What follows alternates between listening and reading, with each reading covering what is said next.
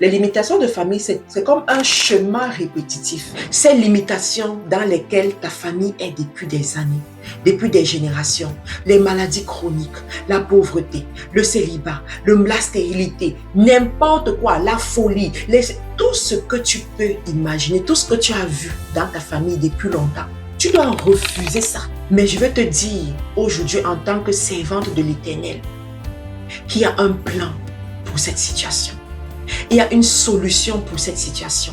Il y a un chemin et ça se pourrait que Dieu veut passer par toi. Derrière chaque transfert, il y a une histoire, un soutien, un sourire, un coup de pouce venant de loin. Avec l'Emfi, vous envoyez ce qui compte en quelques secondes, sans frais. L'Emfi, l'argent n'a pas de frontières. Téléchargez l'application dès maintenant.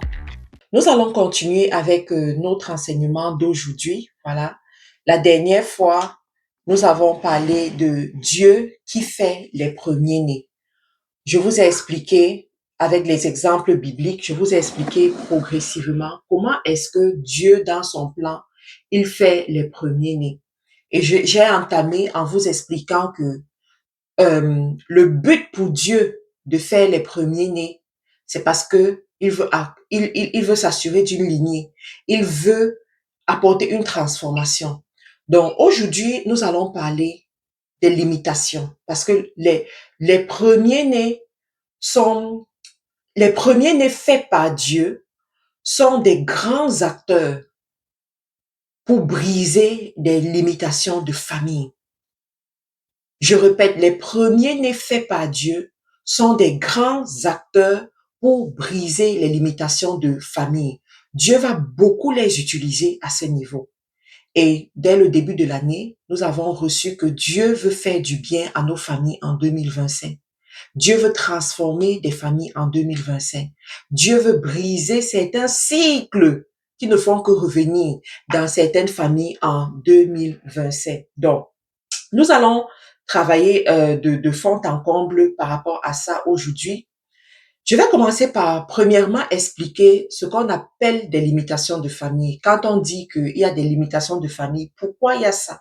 Les limitations de famille, c'est comme un chemin répétitif, une barrière invisible, un plafond spirituel qui est transmis de génération en génération et qui empêche des personnes de progresser malgré leurs efforts. Ça veut dire que si dans ta vie, ou si tu as remarqué une personne qui fait de son mieux pour se battre, qui se bat comme possible, mais est toujours au même endroit, mais tourne toujours en rond, mais les choses ne se passent pas, c'est un signe de limitation de famille. On a vu des familles. C'est-à-dire, quand je vous parle souvent de l'immigration ici, je sais de quoi je parle. Parce que il y a certaines personnes qui quittent l'Afrique pour venir en Occident. S'il vous plaît, les micros, soyons concentrés. Il y a certaines personnes qui quittent l'Afrique pour venir en Occident et se disent que comme je suis venue en Occident, ça veut dire que je sors de la pauvreté, ça veut dire que tout ira bien pour moi. Mais arrivé en Occident, 5 ans plus tard, rien de bon à montrer. 10 ans plus tard, rien de bon à montrer. Des fois même, on se demande, est-ce que tu n'aurais pas été mieux dans ton pays? Ou bien, ce que tu as montré, c'est ce qui est normal pour ce pays-là. C'est-à-dire que si tu es là, c'est normal en fait. Mais l'ennemi va encore venir te convaincre que le petit niveau que tu as eu à faire là, c'est bien. Et tu restes dans ça. Mais la limitation continue. Ça va de génération en génération. Tu vas voir dans certaines familles, par exemple, moi je raconte souvent cette histoire dans ma famille, à un moment donné, les femmes ne se mariaient pas. Elles sont belles, c'est pas qu'elles sont pas belles. Dans ma famille, elles ont tous les gros diplômes, les longs diplômes, on nous appelle les longs crayons. Elles ont fait l'école. Elles sont dans les écoles professionnelles. Elles travaillent bien. Mais, pas de mariage. Chacune accouche d'abord hors mariage. Et quand même, il y a une qui a réussi à se marier à l'époque, à ce moment-là. Toujours des tumultes dans son ménage. Toujours des problèmes dans son ménage. À un moment donné, quand tu observes ce genre de choses, tu dois t'arrêter pour te demander que, mais c'est quoi? Tu as d'autres familles, tout premier-né doit mourir. Une personne, j'ai suivi une histoire comme ça, réelle. Une jeune fille qui racontait que dans la famille de son mari, tout premier-né doit mourir. C'est-à-dire, toute première grossesse, à un moment donné, on perd la grossesse. On perd la grossesse, on perd la grossesse. On va appeler fausse couche, fausse ceci, fausse cela et tout et tout. Mais c'est parti quand même. Et ça se répète, et ça se répète. Dans d'autres familles, tu vas voir la pauvreté chronique. Les gens se battent, ils travaillent, ils font ce qu'ils peuvent, mais ils restent pauvres.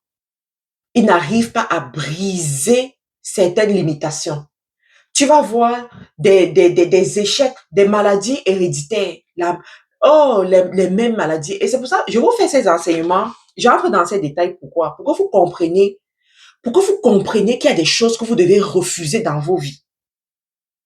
Parce que c'est ça le chrétien. C'est ça le chrétien, disciple de Christ, suiveur de Christ, celui qui marche avec Christ. Il y a des choses que tu dois refuser. Quand tu te rends compte que mon père est mort d'une maladie des pieds. Avant lui, c'était son grand-père, c'était son père à lui qui est mon grand-père. Ensuite, te voilà toi-même, tu commences à ressentir des douleurs aux pieds. Tu dois refuser ça. Ne laisse pas la science t'expliquer que c'est généalogique, c'est héréditaire, ou ne laisse pas la science entrer dans ta tête. Là où le spirituel s'installe, la science se tait. Donc, tu dois être capable de discerner certaines choses et de dire stop. J'utilise mon pouvoir d'enfant de Dieu ici. Et je vais te montrer étape par étape comment est-ce que tu fais. Donc, il y a des choses comme ça. Il y a des blocages spirituels que certaines personnes vont avoir. Le niais syndrome. Tu veux déjà atteindre un niveau. Quelque chose se passe, tu perds. C'est-à-dire que on a laissé tout le monde passer. Mais dès que c'est ton tour, quelque chose se passe, on change la loi.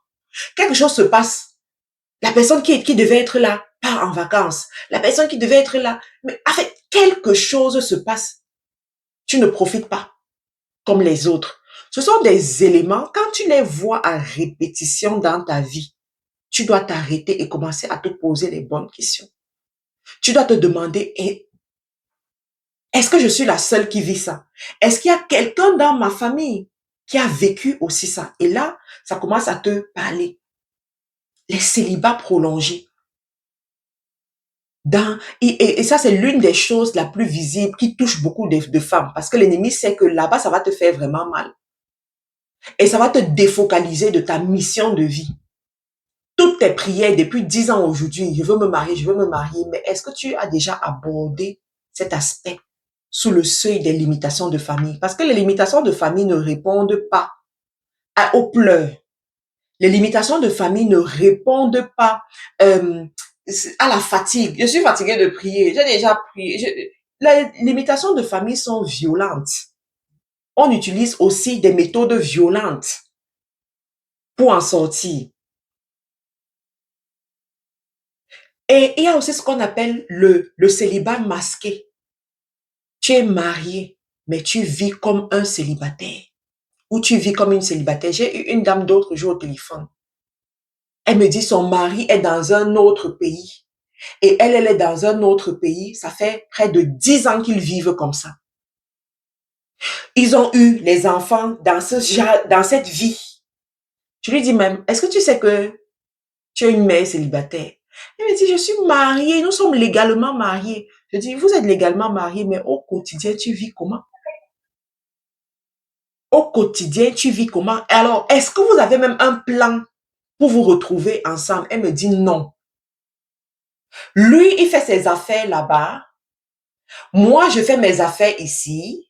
Ses affaires là-bas marchent bien. Moi, je suis à la fonction publique ici. Est-ce que je vais laisser la fonction publique pour aller là-bas? Babylone. Babylone. Babylone, quand tu nous tiens. Est-ce que je vais laisser la fonction publique pour aller là-bas? Lui aussi, de son côté, il dit, est-ce que je vais laisser mes entreprises, mon business qui marche bien ici, pour aller là-bas, alors que je ne suis pas sûre de ce que Babylone. C'est la raison pour laquelle on est là pour vous former, pour que vous connaissiez comment vous devez prendre des décisions. Un enfant de Dieu ne prend pas des décisions comme ça. Je te raconte souvent mon histoire, je dis, tout commençait à aller bien pour moi en Angleterre. J'avais déjà tous mes papiers. J'avais déjà commencé à investir même dans l'immobilier. J'avais déjà commencé à... En fait, j'avais déjà les bases pour ma vie. Mais j'ai laissé pour revenir tout recommencer au Canada. Et quand j'entrais au Canada, j'ai dit à Dieu, me voici avec mes 2 valises. Et sur cette terre, je prospérerai. Je mangerai je profiterai du lait et du miel de cette terre par ta grâce. Parce que je suis allée avec les valeurs du royaume. Aujourd'hui, je ne regrette pas. Est-ce que ça a été facile? Non, c'est pas ce que je suis en train de vous dire. Mais lorsque tu prends des décisions sur la base du royaume, il y a une force surnaturelle. Il y a l'Esprit de Dieu qui t'accompagne et qui rend les choses possibles pour toi. Donc, il y en a, ça se cache, c'est un célibat masqué. Et on va expliquer. Les explications ne manquent pas. Un jour, il y a une dame, pendant la période de l'immigration au Canada, là, qui m'appelle, elle me dit, oui, je veux immigrer et tout avec mon mari, mais il va venir signer les papiers et puis rentrer. Et il va rester en Afrique. Moi, je vais rester au Canada pour élever les enfants. Et lui, parce qu'il est bien placé, il va rester en Afrique. Je lui ai dit, toi-même, tu es en train de te tirer une balle au pied. Parce que des fois, c'est-à-dire que des fois, c'est toi-même qui invites le diable dans ta maison. Pourquoi? La fin de la chose, c'est quoi? C'est qu'on cherche l'argent. Babylone, encore. On cherche l'argent. On cherche les meilleures conditions. Mais on n'est pas prêt de sacrifier certaines choses. On n'est pas prêt de laisser. On veut tout gagner.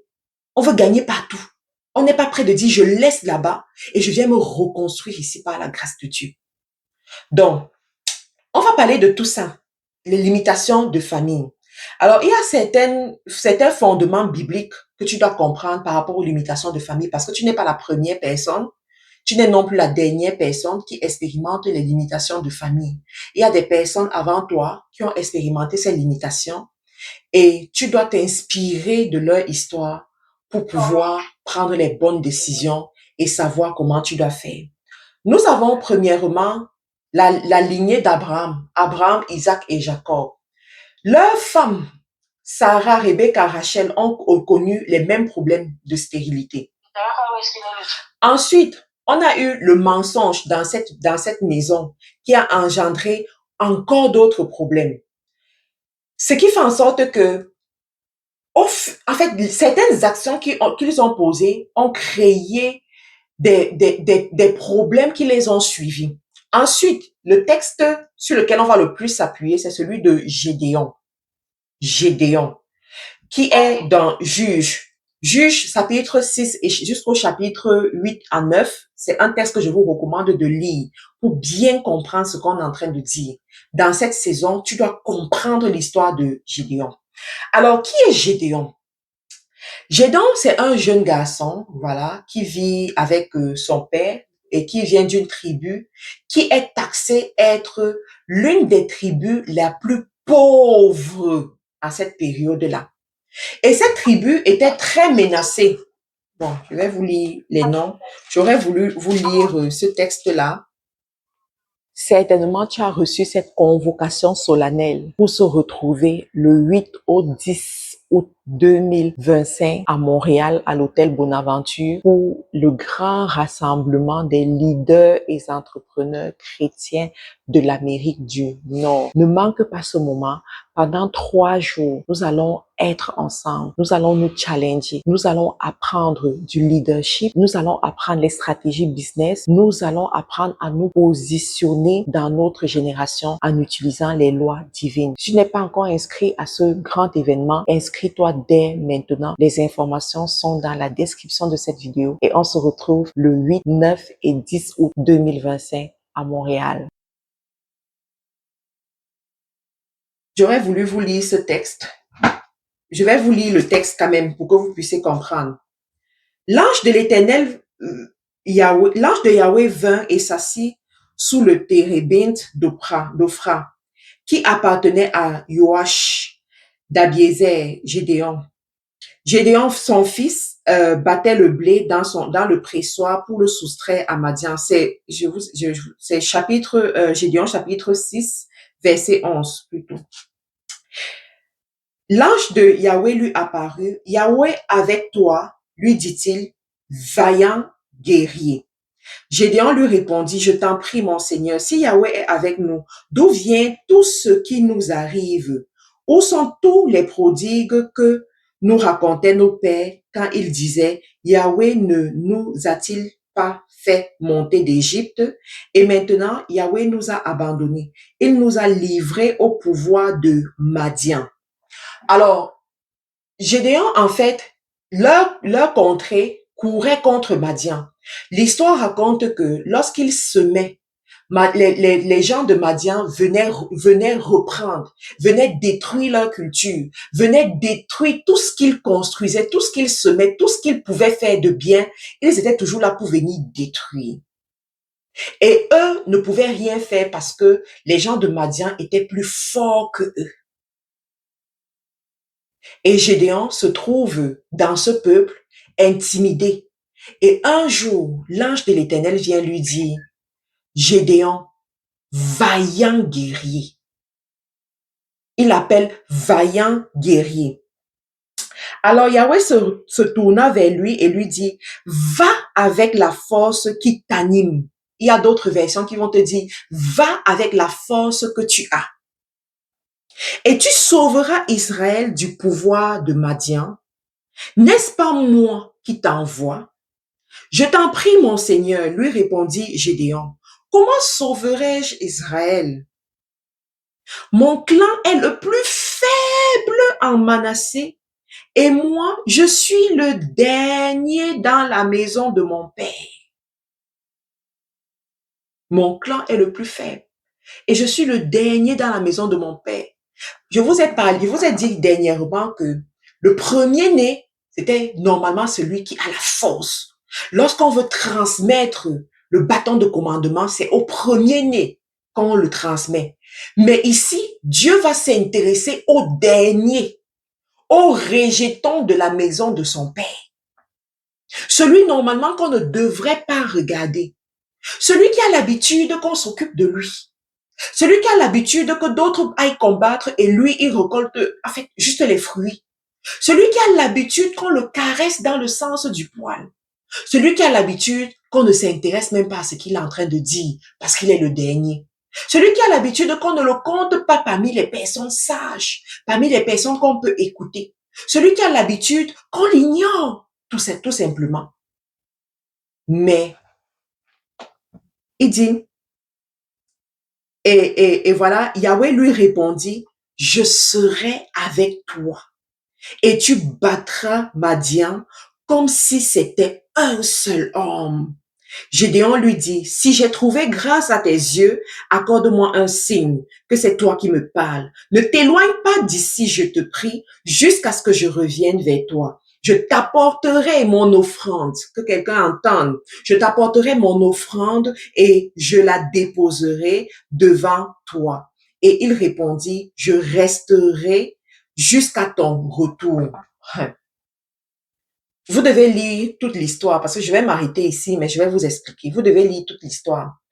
Alors, l'histoire de Gédéon nous fait comprendre que c'était un peuple qui vivait dans la pauvreté générationnelle, qui vivait dans le manque générationnel, qui vivait dans le tumulte générationnel. Donc, depuis le livre de Juge chapitre 6, si vous lisez le chapitre 6, au moins jusqu'au chapitre 8 ou 9, donc, ils vivaient dans cette pauvreté générationnelle, ce manque, cette tumulte générationnel. Et ils étaient déjà habitués à ça. Et ils n'avaient aucun recours. Et un jour, l'ange de l'Éternel apparaît au rejeton de la maison d'un père à Gédéon et lui dit, vas-y, tu es un puissant guerrier. Tu vas battre Madian comme un seul homme.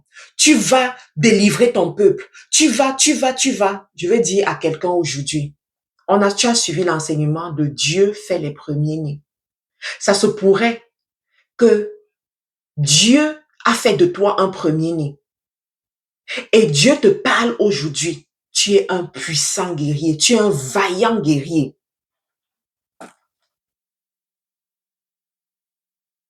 Vaillant guerrier, voilà, c'est le thème qu'il utilise. Tu es un vaillant guerrier. Il te dit, vas-y avec la force que tu as. L'Éternel est derrière toi. L'Éternel t'aidera. Ce ne sera pas facile, mais il sera derrière toi. Ces limitations dans lesquelles ta famille est depuis des années, depuis des générations, les maladies chroniques, la pauvreté, le célibat, la stérilité, n'importe quoi, la folie, tout ce que tu peux imaginer, tout ce que tu as vu dans ta famille depuis longtemps. Parce que je sais que au fur et à mesure qu'on fait ces enseignements, le Saint-Esprit viendra nous parler. Le Saint-Esprit viendra ouvrir tes yeux pour te faire comprendre que, est-ce que tu ne vois pas que telle chose qui se passe dans ta famille là, c'est pas normal? Est-ce que tu ne vois pas que c'est pas normal? Le Saint-Esprit va te parler. Mais je veux te dire aujourd'hui en tant que servante de l'Éternel qu'il y a un plan pour cette situation. Il y a une solution pour cette situation. Il y a un chemin. Et ça se pourrait que Dieu veut passer par toi. Tu étais tranquille en train de mener ta petite vie, en train de gérer tes affaires comme Gédéon. Il était en train de faire ses tâches journalières. Et l'ange de l'Éternel est venu lui dire, vaillant guerrier. Quelqu'un qui est généralement considéré comme faible, l'ange de l'Éternel vient lui dire, vaillant guerrier. L'ange de l'Éternel te dit, toi aussi tu es un vaillant guerrier dans cette génération. Tu es un vaillant guerrier dans ta famille. Et Dieu t'équipe pour la délivrance de cette famille. Donc, Gédéon, justement, commence à suivre les indications de Dieu. Dieu lui dit, première des choses que tu vas faire, Gédéon, tu vas détruire l'autel de Baal que ton père a eu à construire. Et tu vas construire l'autel de Yahweh. Gédéon dit, moi, détruire l'autel de Baal pour que les gens viennent m'accuser, pour que les gens viennent m'attaquer. Il dit, ne t'inquiète pas, tu vas détruire cet autel. Mais Gédéon a peur. Dans cette peur, il va prendre 10 hommes. Ils vont choisir la nuit pour aller détruire l'autel. Ils vont choisir la nuit pour aller détruire cet autel et reconstruire l'autel de Yahweh dans la nuit parce qu'il a peur. Au petit matin, lorsque les habitants vont se rendre compte de ça, ils vont se fâcher. Ils vont dire, mais qui a détruit l'autel de Baal? On va dire, c'est Gédéon et ses 10 hommes qui étaient avec lui. Et ces hommes vont se fâcher. Ils vont dire, ok, on va aller contre toi et tu vas mourir. Et voilà le père de Gédéon qui sort. Il dit, mais attendez, vous voulez tuer Gédéon pour défendre Baal. Mais laissez que Baal se défende lui-même puisque c'est un dieu. Et personne ne peut défendre Baal à sa place, sinon la personne va mourir. Donc si vous essayez de le défendre, c'est vous qui allez mourir. Donc laissez que Baal se défende lui-même. Et ce jour, le nom de Gédéon a changé. Je veux dire à quelqu'un ici, le parcours pour apporter la délivrance dans ta famille, ce sera un parcours tumultueux, où il y aura souvent des peurs, où il y aura souvent, mais à chaque victoire, écoute bien ce qu'ils sont en train de te dire, à chaque victoire, Dieu changera ton nom. À chaque victoire, Dieu t'élèvera. À chaque victoire, Dieu te donnera une onction nouvelle. À chaque victoire, Dieu te propulsera d'une autre dimension. Ensuite, Gédéon a une deuxième mission où il doit accomplir cette mission avec d'autres personnes. La Bible nous raconte que Gédéon va prendre à peu près 33 000 personnes, 33 000 ou 22, non, 32 000 personnes, 32 000 personnes pour aller en guerre contre Madian. Et Dieu lui dit, ah, pourquoi tu prends tout ce monde-là? Tu ne peux pas prendre tout ce monde parce que si tu les prends tous et qu'il y a victoire, ils vont croire que c'est par leur force qu'ils ont eu la victoire, alors que c'est moi, l'Éternel, qui te donne la force de réussir. Tu vas d'abord enlever une bonne partie.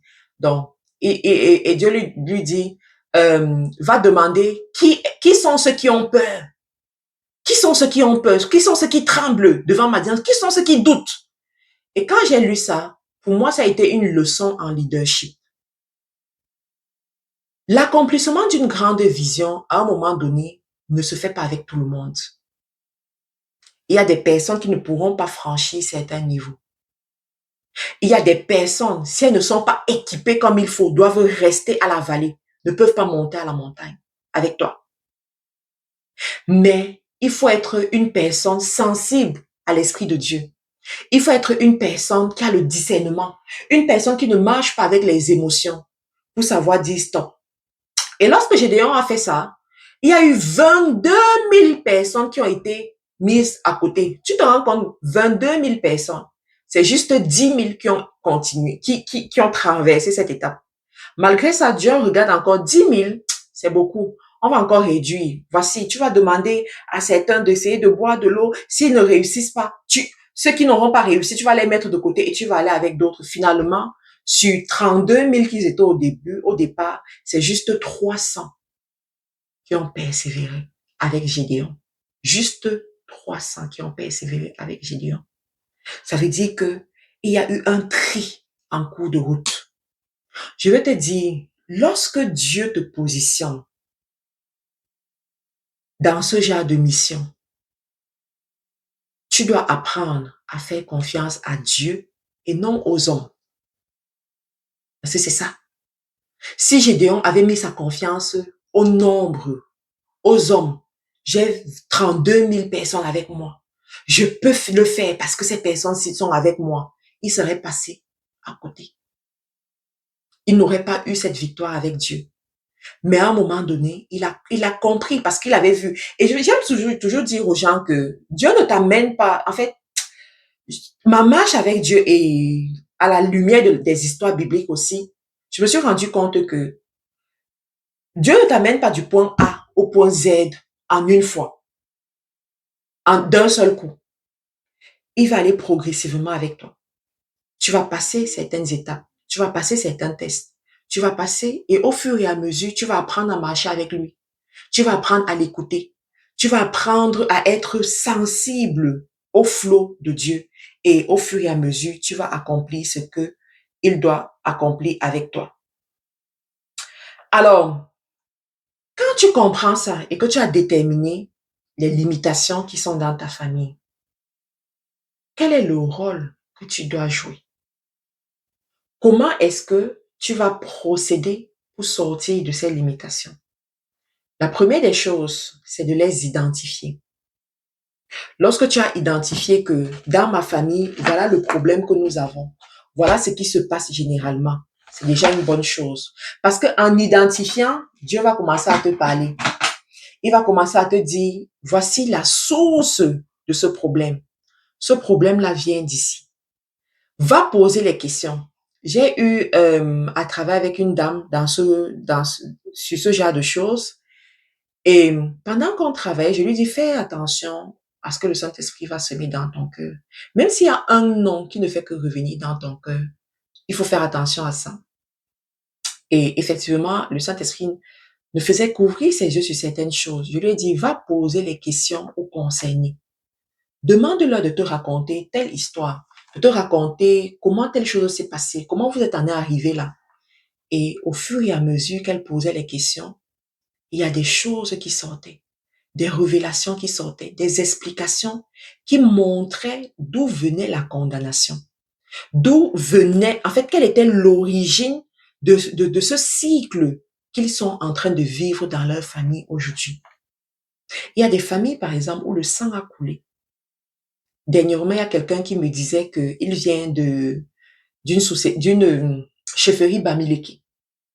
Une chefferie Bamileke, une grande chefferie Bamileke à l'ouest du Cameroun. Et dans cette chefferie, pour augmenter le pouvoir du chef, on enterrait des personnes vivantes. C'était des rites. On enterrait des personnes vivantes. On faisait couler le sang. Et quand tu regardes l'histoire de cette famille, jusqu'à aujourd'hui, que je vous parle, jusqu'à aujourd'hui, parce qu'ils faisaient ça à l'époque, jusqu'à aujourd'hui, dans chaque maison, le sang coule. D'une manière ou d'une autre. Des assassinats, des pendaisons, des meurtres, des choses à ne pas finir. Mais la personne a dû poser les bonnes questions pour remonter jusque-là. Parce qu'après l'identification vient la repentance. Tu dois demander pardon. La Bible te dit quoi? Il y a un texte biblique que j'ai pris ici pour vous. Lamentation. Le livre de Lamentation nous dit, Lamentation chapitre 5 verset 7 nous dit, nos pères ont péché, ils ne sont plus. Et c'est nous qui portons la peine de leur iniquité. Nos pères ont péché, ils ne sont plus. Et c'est nous qui portons la peine de leur iniquité. Il y a certaines choses que nous vivons dans nos vies, certaines réalités que nous avons. Ça vient de ce que nos pères ont fait. Ils sont déjà morts, c'est vrai, mais ça continue. Pourquoi? Écoutez très bien. Dans le monde spirituel, il n'y a pas de transfert de culpabilité, mais il y a le transfert de conséquences. Ça veut dire que tu ne peux pas culpabiliser que tu l'as fait parce que tu ne l'as pas fait. Ce sont tes pères qui l'ont fait. Sauf que la conséquence de ce qu'ils ont fait est transférable. C'est la même chose pour toi aussi aujourd'hui. Les conséquences de tes actes sont transférables. D'autres personnes vont subir ces conséquences. Lamentation 5, verset 7. Il y a des choses, des décisions que tu as eu à prendre, certaines choses que tu as eu à faire dans ta vie lorsque tes enfants n'étaient même pas encore nés. Aujourd'hui, ils sont nés, ils sont en train de subir les conséquences. Parce que la conséquence est transférable. Lamentation chapitre 5, verset 7. La conséquence est transférable. Donc, ça te prend d'identifier, ensuite de venir avec la repentance, demander pardon parce que le sang de Jésus répond à la repentance. Pour plaider le sang de Jésus, pour utiliser le sang de Jésus, tu passes par la repentance. La Bible nous dit, par ces meurtrissures, nous sommes sauvés, nous sommes guéris. Donc, pour engager cela, tu passes par la repentance. Pour que ce poids-là soit levé. Ensuite,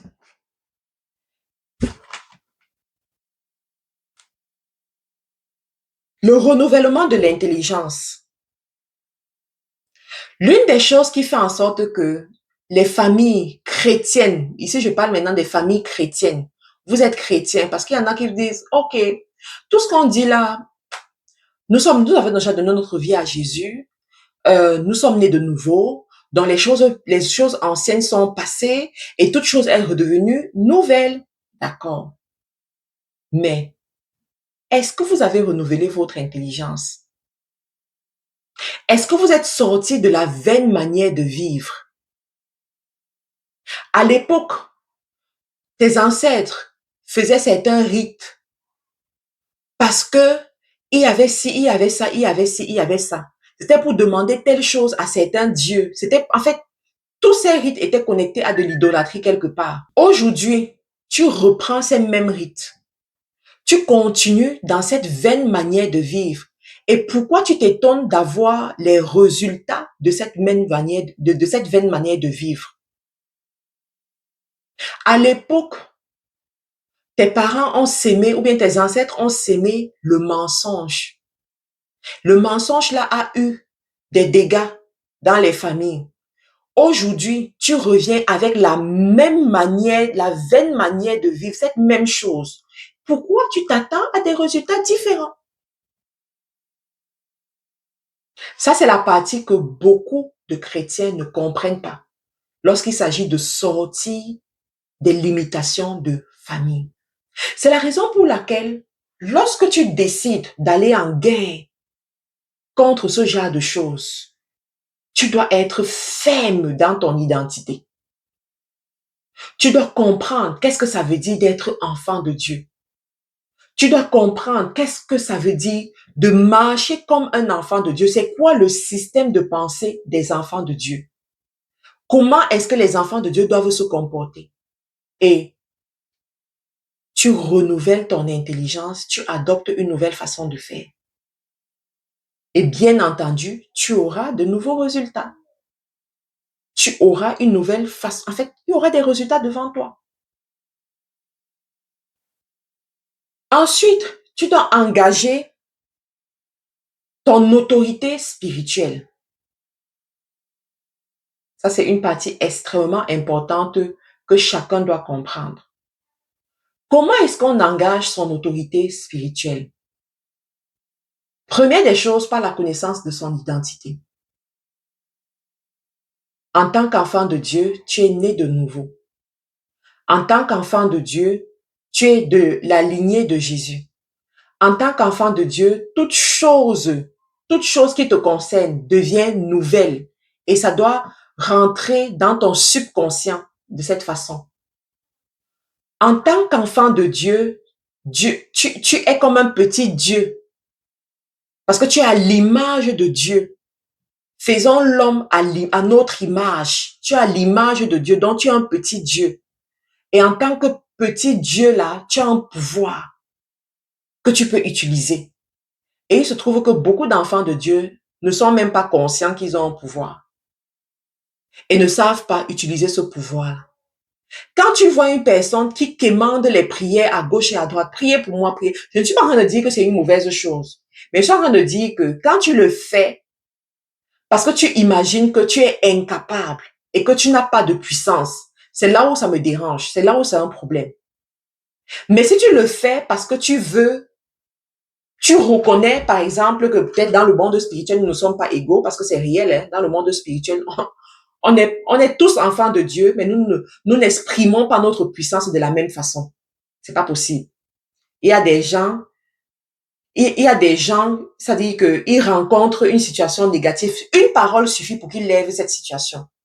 Il y a d'autres ils doivent prier même 30 jours.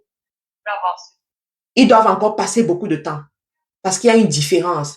Mais dans cette différence-là vient d'où? Ce n'est pas Dieu qui dit celui-ci sera plus puissant que l'autre. Non, c'est le prix que tu es capable de payer. C'est le prix que tu es capable de payer. Quelqu'un qui passe son temps à chercher la parole de Dieu, lire la Bible, se concentrer, sonder le Saint-Esprit. Quelqu'un qui vit dans une vie de désintéressement où il a tout donné à Dieu. Il ne vit plus en pensant à lui, mais il pense aux intérêts de Dieu. Quelqu'un qui a appris à développer sa capacité à chasser les mauvais esprits. Quelqu'un qui a appris à dominer sur les forces du mal. Tu crois vraiment que toi qui passes tout ton temps devant Netflix, toi qui passes tout ton temps devant TikTok, toi qui passes tout ton temps à te bourrer des chocolats, yaourts, viande, tout ce que tu veux, et le dimanche tu pars à l'église, tu chantes Jésus sauve et guérit, tu rentres à la maison, vous serez pareil? Non, vous pouvez jamais être pareil. Est-ce que vous êtes tous enfants de Dieu? Oui, vous êtes tous enfants de Dieu, nés de nouveau. Mais au niveau de l'application de la puissance, il y a une différence. Ça se cultive, ça se développe.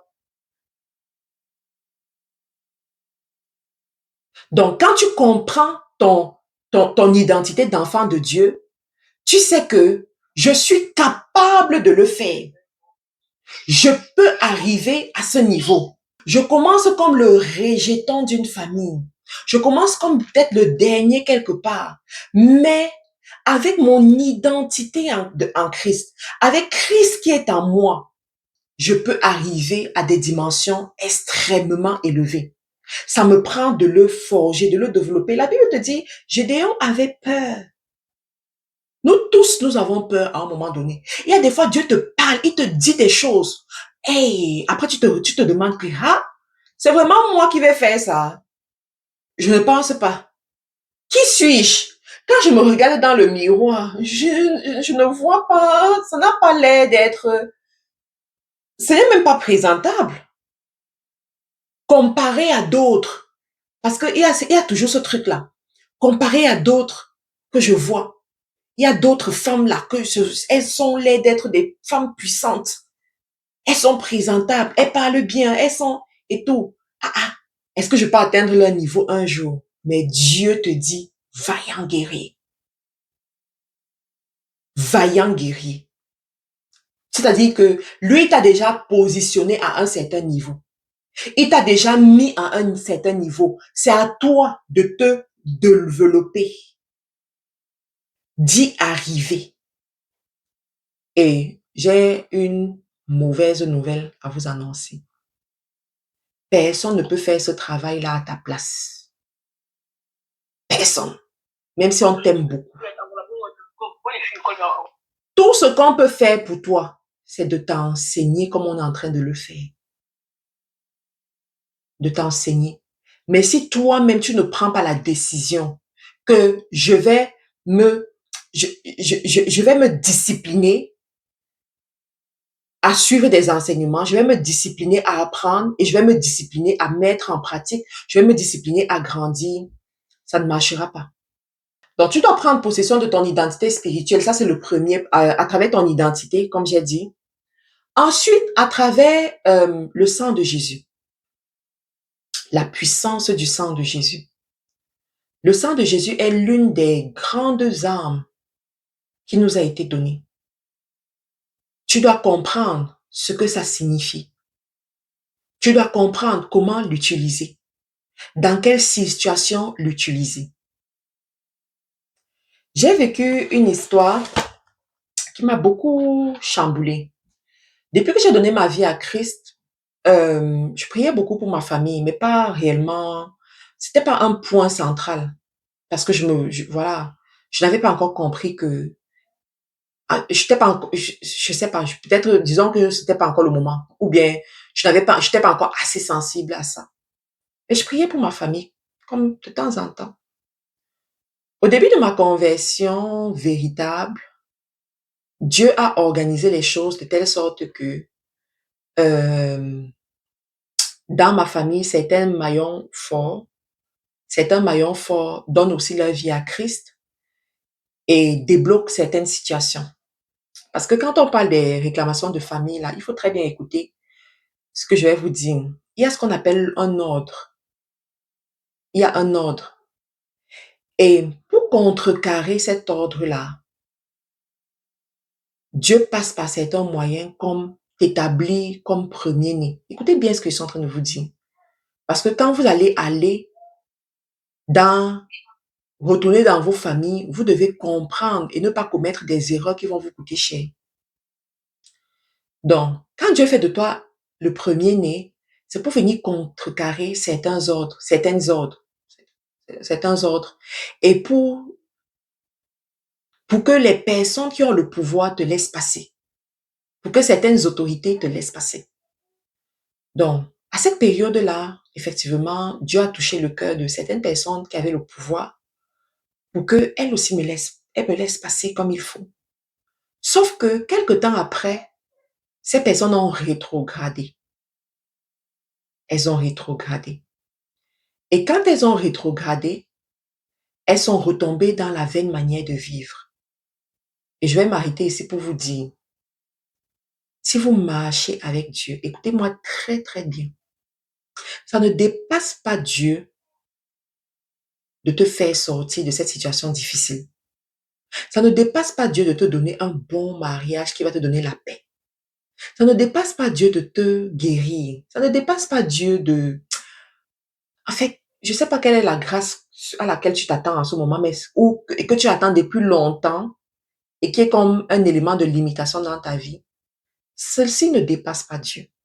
C'est pas un problème pour lui. Mais le problème, c'est ta consécration. Est-ce que tu es arrivé à un stade où tu es effectivement consacré? C'est ça le problème. Qui dit consécration dit mort en soi, abandon véritable. Et je veux pas là dire ici que si tu sais que tu n'es pas totalement consacré, s'il te plaît, les enseignements comme ça, tu vas entendre. En fait, tu vas entendre pour entendre. Parce que tu ne peux pas prendre action si tu n'es pas totalement consacré.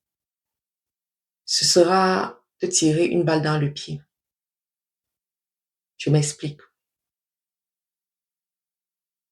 Les hôtels de famille, les limitations de famille, l'homme fort des familles ne se détrône pas par n'importe qui.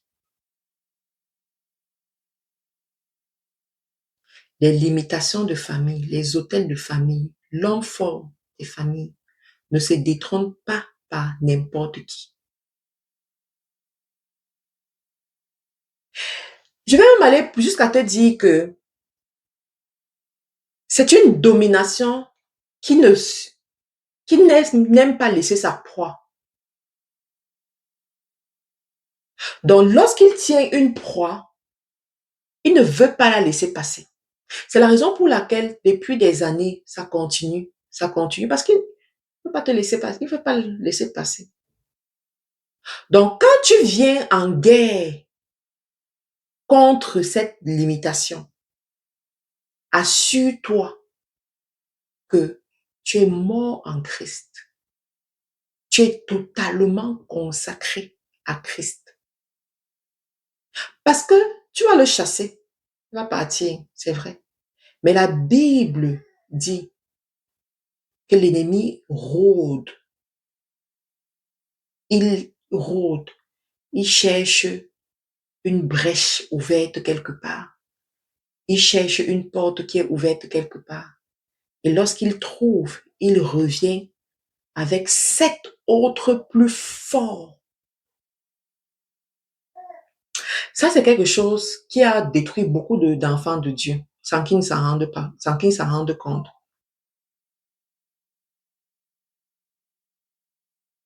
Beaucoup d'enfants de Dieu sans qu'ils s'en rendent compte. Ils se sont dit que oui, je peux me lever, je fais ça et puis je continue dans ma vie de fornication. Et puis je continue dans ma vie de péché mignon. Et puis je continue dans ma vie de mensonge. Et puis je continue à vivre comme le monde. Pourtant, tu allais déclarer la guerre quelque part où on n'a pas pitié de toi. Tu allais déclarer la guerre quelque part où on te hait avec la plus grande ferveur. Et on attend juste une brèche. Ça te prend d'avoir une vie totale de consécration pour au moins te protéger. Donc, ces personnes de ma famille sont retournées dans le péché ou bien retournées à servir, à servir les dieux anciens, si on peut dire ça comme ça. Parce qu'il faut savoir que je viens d'une famille où il y a beaucoup d'animisme, il y a beaucoup de culte de crâne, ce genre de culte et tout. Et ma famille est très investie dans ça. Donc, j'avais remarqué ça. Et il y a une de ces personnes avec qui je discutais beaucoup. Je ne veux pas juste rentrer dans trop de détails et tout, mais je veux quand même transmettre un message. Et un jour, cette personne me dit, je suis traditionnaliste. T'en déplaise. Je suis traditionnaliste, c'est comme ça. J'ai regardé la personne et dit, tu comprends vraiment ce que tu es en train de dire là? Et je me suis tue. tu avais reçu que tu ne peux pas discuter avec cette personne. D'abord, premièrement, parce que c'est une autorité. Deuxièmement, tu n'as pas envie de... Si tu le fais, ce sera comme un affront, ce sera comme un manque de respect. Tout ce que tu peux faire, c'est de prier pour elle. Donc, mais cette phrase m'a tourmentée. Alors, je prie pour la personne, sauf que Dieu a ses chemins. C'est pour ça que, vous savez, les amis, quand vous voyez quelqu'un souffrir à certains moments, hein, ne vous empressez pas à avoir pitié de la personne et à caresser la personne dans le sens du poil. Écoutez très bien ce qu'ils sont en train de vous dire. Donc, voilà, je commence à prier. Je prie. Cette année, on reçoit que Dieu va délivrer nos familles. Et je prie donc pour ça. Je dis, ah Seigneur, tu nous as dit que tu vas aider nos familles, tu vas faire du bien à nos familles. Regarde cette personne dans ma famille. Regarde cette personne dans ma famille. Et cette phrase de la Bible qui dit, je l'emmènerai au désert et je parlerai à son cœur, a frappé la personne. Dieu l'a emmené dans un désert, hein? Un désert où, quand tu marches, tu trembles. Quand tu te lèves, donc, tu dors en pleurant, tu te lèves en pleurant. Tu te lèves, personne ne t'a touché, mais tu trembles. Tu as juste peur. Donc, la personne a traversé un désert où personne ne pouvait l'aider. La personne avait l'habitude que, petit problème, on peut voir le voyant. Petit problème, on peut voir telle personne du village qui va dire sa part de choses qu'elle peut dire. Petit problème, il faut faire tel rite, il faut tuer telle chèvre, il faut faire. C'était comme ça qu'elle résolvait ses problèmes. Quand elle rentre dans ce désert, elle essaie encore ça. Mais ça s'aggrave même. Son problème s'aggrave carrément.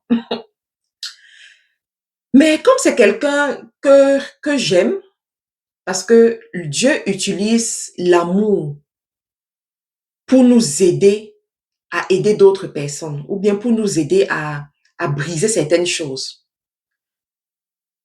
Un jour, je contacte la personne, je lui dis, est-ce que tu sais que tu es la clé pour sortir de cette situation difficile que tu vis en ce moment? Elle me dit, ah bon, et je ne sais pas, je dois faire comment? Je suis fatiguée, vraiment, et tout. Je lui dis, oui, tu es la clé. Est-ce que tu te rappelles qu'un jour, tu m'avais dit que tu es traditionnaliste et que ça n'en déplaise à quiconque, tu es traditionnaliste et tu es fier de le dire. Est-ce que les méthodes des traditionnalistes là, tu les as appliquées dans cette situation? Elle me dit oui. Ça a marché? Non. Ça a fait comment? C'est comme si ça aggravait seulement la chose. C'est comme si, je ne comprends pas, c'est de plus en plus difficile. Je dis ok. Tu aimes la situation dans laquelle tu es? Écoutez bien mes questions. Tu aimes cette situation parce qu'il y a des gens qui vivent le tumulte, mais qui aiment ce tumulte-là. Il y a des gens qui vivent la souffrance, mais ça ne les dérange plus.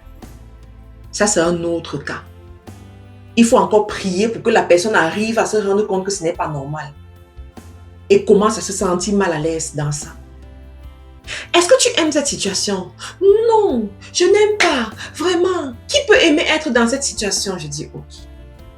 Si tu n'aimes pas, est-ce que tu es donc prête à chercher la solution? Oui, je suis prête à chercher la solution. Dis-moi, je vais juste te suivre. Là où je suis là, tout est gâté. Donc, je n'ai plus rien à préserver, tout est gâté. Je veux juste me retrouver. Je dis ok. Ce qu'on va faire, on va repartir dans les fondamentaux. Que tu donnes ta vie à Christ et que tu procèdes par la repentance. Que tu abandonnes toutes ces divinités auxquelles tu te fiais, toutes ces choses, toutes ces pratiques dans lesquelles tu étais. Tu es prête? Oui. Et je vais dire quelque chose. Cette partie, je lui ai dit, cette partie, comme tu as accepté, la suite, ce n'est pas moi qui va le faire. Je vais te confier à quelqu'un que tu ne connais pas nécessairement. Parce que, bon, quand je dis connaître nécessairement, ça veut dire que tu Tu n'es pas lié à cette personne-là. Voilà. Je vais te confier à cette personne et la personne va faire le travail avec toi. Pourquoi? Parce qu'on nous a appris dans ce genre de choses que tu ne peux pas, en fait, tu ne peux pas accompagner les gens de ta famille. Tu ne peux pas les accompagner. Pourquoi? Parce que quelque part en eux, ils te voient toujours comme cette petite personne. Ils te voient toujours comme cet enfant. Ils te voient toujours en fonction de ton passé et non en fonction de Dieu qui a changé ton nom, changé ton image, changé ton histoire. Dieu qui t'a donné une nouvelle onction. Ils ne te voient pas comme ça. Donc, tu auras beau faire ce que tu peux, tu auras beau parler comme tu peux, ils vont t'écouter, ils vont peut-être te respecter, mais ça ne va pas apporter la transformation que ça doit apporter parce que au départ, ils ne te voient pas à ta juste valeur. La Bible dit, aux yeux purs, tout paraît pur. Aux yeux corrompus, tout paraît corrompu. Donc, leurs yeux sont déjà corrompus à ton sujet. Tu vois un peu? Donc, ça, c'est une des sagesses qu'il faut utiliser dans ce genre de situation. Donc, je lui dis, OK, je vais te confier à quelqu'un qui va gérer ça pour toi et va t'aider. Tu vas suivre ses indications et tout. Donc, et moi, je veux dire ici, si tu te reconnais comme premier-né, tu te reconnais aussi comme leader, s'il te plaît, il faut avoir auprès de toi des connexions de destinée, des aides de destinée pour résoudre certains problèmes. Tu ne peux pas tout faire, tu ne peux pas être partout, c'est pas possible. Donc, je t'explique certaines choses parce que pendant que je suis en train de t'expliquer, le Saint-Esprit est en train de te parler aussi. Je ne peux pas tout dire. Il y a des choses que le Saint-Esprit va te dire par rapport à ta situation. Donc, tu ne peux pas tout faire seul. Quand Dieu doit t'élever à un niveau, il t'équipe. Il met un type de personne auprès de toi. C'est à toi de savoir identifier ces personnes, de les accueillir et d'appliquer les protocoles pour garder la relation. Parce que cette relation-là va se révéler importante à un moment donné de ton histoire. Et Dieu merci pour moi. Cette connexion-là qui a aidé cette parente, c'était une connexion que j'avais su garder. Et je crée une parenthèse pour dire ici à certaines personnes, les spécialistes de détruire les relations que Dieu leur donne. Si tu te reconnais que les relations que Dieu te donne, il y a toujours quelque chose qui se passe pour vous séparer. Première des choses, il faut prier pour briser cette limitation-là. Parce que l'ennemi passe par là pour t'empêcher à atteindre le niveau que tu dois normalement atteindre. Donc, tu dois te rendre compte que les relations, il y a des connexions de destinée extrêmement puissantes et spirituelles. Donc, si tu te rends compte de ça, tu dois commencer à prier. J'ai connu une dame influente qui avait ce problème. C'est-à-dire que influente, mais si tu lui demandes que tu as combien de personnes que tu peux réveiller à 1h du matin, tu as un problème, ces personnes-là t'accompagnent. Elle était incapable de compter 3 personnes. Incapable. Donc, ça, ce sont des choses à faire très attention par rapport à ça. Donc, cette personne-là est venue, a pris la situation en main, l'a conduit à donner sa vie à Christ, à briser certaines alliances, certaines limitations, à reconstituer l'histoire. Et en reconstituant l'histoire, on s'est rendu compte que cette personne, au moment de sa naissance, il y a eu un grand trafic de puissance. Pourquoi? Parce que sa mère était malade. Et à l'époque, si tu étais trop malade, on t'amène à l'hôpital, on n'arrive pas à te soigner et tout. On faisait des déclarations sur ta vie et on prenait des alliances avec certaines divinités pour que tu puisses vivre. Donc, on reconstitue l'histoire, on se rend compte qu'il y a eu ça dans sa vie. Et cette divinité-là réclamait certaines choses dont tous les enfants de cette maman qui était malade, qu'on allait voir les divinités pour s'assurer que sa vie continuer et tout, qu'elle doit avoir ses enfants-là. Tous les enfants qui sont venus après avaient certaines réclamations, certaines choses qui se passaient dans leur vie qu'on remarquait. Mais guess what? Là, cette maman n'avait jamais dit ça à personne. N'avait jamais. Donc, à chaque fois, donc l'Esprit de Dieu parlait même souvent à certaines personnes que, mais posez les questions à votre mère, à votre grand-mère, que, mais il y a quoi ici? Pourquoi telle chose est comme ça là? Elle se taisait toujours, elle ne parlait pas. Elle ne parlait pas. Et là, quand le bon moment donc arrive, parce que quand tu es un Gédéon, quand Dieu t'équipe de cette façon, il délie les langues. Donc, quand la situation arrive, cette personne repart donc poser la question à sa mère, que qu'est-ce qui s'était passé? Sa mère commence donc à raconter, et elle se rend compte que, mais voilà l'une des causes, des situations que toute une famille vit jusqu'aujourd'hui. Les enfants viennent, les petits-enfants, tout le monde en train de subir. Comme j'expliquais, et ensuite, il y a eu effectivement ce moment où il fallait donc briser les liens, briser et tout. Et ensuite, le moment de sortir de la vaine manière de vivre. Et sortir de la vaine manière de vivre, c'est tout un processus. Tout un processus. Mais guess what? Dès l'instant où la personne a accepté de donner sa vie à Christ, de reconstituer l'histoire, au fur et à mesure qu'elle reconstituait l'histoire, qu'on brisait ce qu'il y avait à briser, le problème de départ a commencé à se décanter jusqu'à être résolu. Ce que je vous dis là, les histoires comme ça, j'en connais beaucoup. J'en ai vu énormément. C'est la raison pour laquelle je dis toujours aux gens, si vous prenez votre vie chrétienne au sérieux, il y a beaucoup de situations que vous n'aurez plus. Il y a beaucoup, c'est-à-dire que les choses ont commencé à se mettre en place. Là où on disait que c'était impossible, c'est devenu possible. Là où on disait que ça relève du miracle, c'est devenu possible. Là où on disait qu'il n'y avait pas d'issue, c'est devenu possible. Parce que la puissance divine, elle est plus forte que n'importe quoi. Elle est plus forte que la science. Elle est plus forte que les limitations. Elle est plus forte que les dieux anciens. Mais il faut être capable de comprendre cette puissance divine-là et d'être un. Donc, aujourd'hui, je veux dire à une personne, Dieu veut t'utiliser pour ta famille.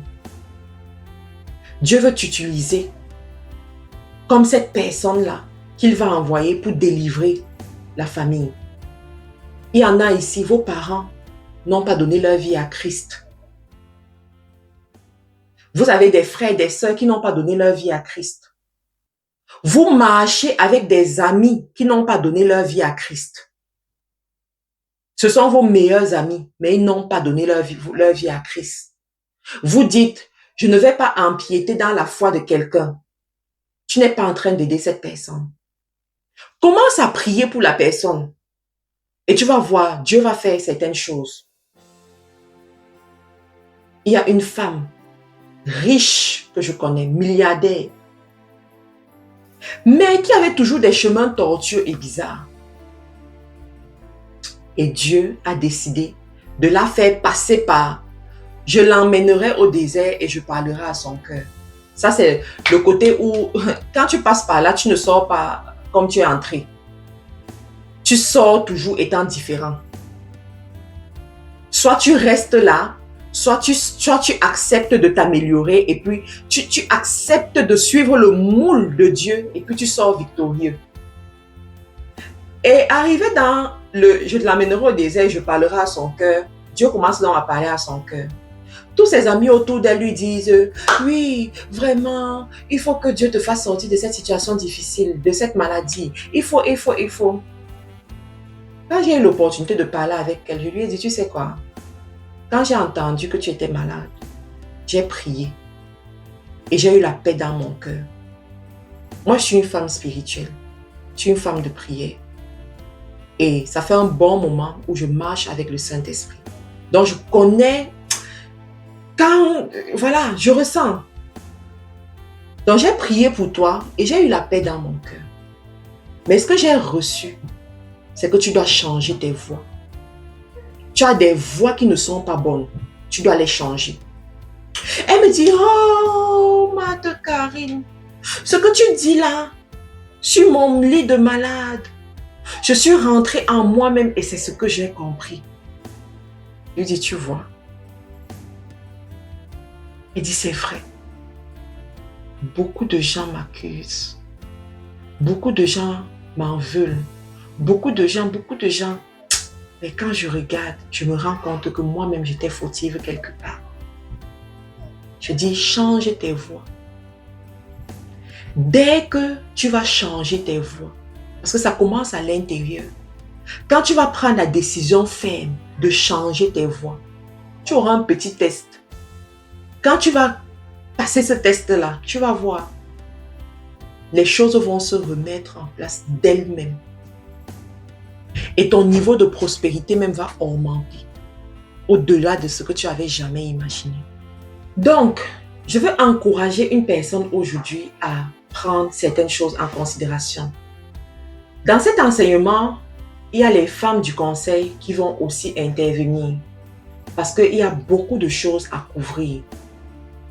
Donc, on a les femmes du conseil qui sont là, qui vont apporter certains éléments pour nous préparer, pour nous aider à être équipés. Parce que je sais que cette année, Dieu veut faire du bien aux familles et il va nous utiliser. Si chacun commence à prier pour sa famille, si chacun commence à se positionner comme il faut, je suis sûre que d'ici la fin de l'année, on aura des témoignages extraordinaires. Et je sais même que Dieu a déjà commencé.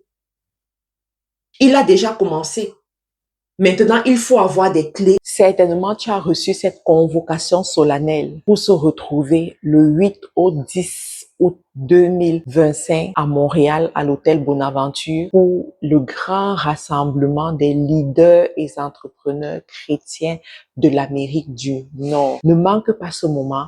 Pendant 3 jours, nous allons être ensemble. Nous allons nous challenger. Nous allons apprendre du leadership. Nous allons apprendre les stratégies business. Nous allons apprendre à nous positionner dans notre génération en utilisant les lois divines. Si tu n'es pas encore inscrit à ce grand événement, inscris-toi dès maintenant. Les informations sont dans la description de cette vidéo et on se retrouve le 8, 9 et 10 août 2025 à Montréal.